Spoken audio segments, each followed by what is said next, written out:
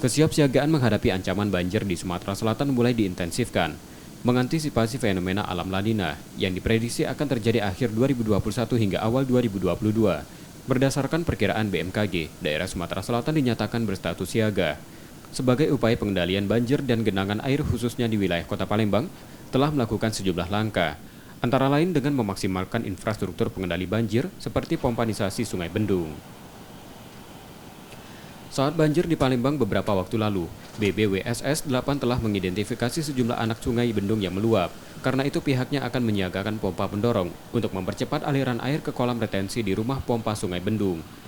Selain itu, kolam retensi lainnya juga akan dibangun, karena kebutuhan kolam retensi di Kota Palembang mencapai 120 unit, namun yang ada saat ini baru mencapai 42 unit. Merehabilitasi Sungai Sekanak, Lambidaru, dan Sungai Bendung. Sungai Bendung ini mengalir ke pompa Sungai Bendung, kolam retensi kita. Dan kita masih mengidentifikasi di beberapa anak Sungai Bendung yang ketika di kolam retensi Sungai Bendung ini kosong, tapi di anak-anak sungainya ini masih penuh. Ini yang masih kita pelajari dan rencana akan kita tempatkan beberapa pompa, istilahnya pendorong, pompa estafet untuk atau booster untuk istilahnya mempercepat aliran ke arah kolam retensi Sungai Bendung.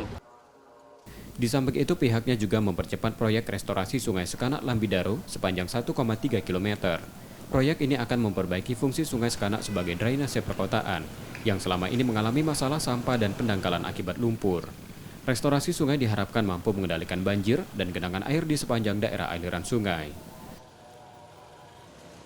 M. Rizky Nurmizan, Kompas TV, Palembang, Sumatera Selatan.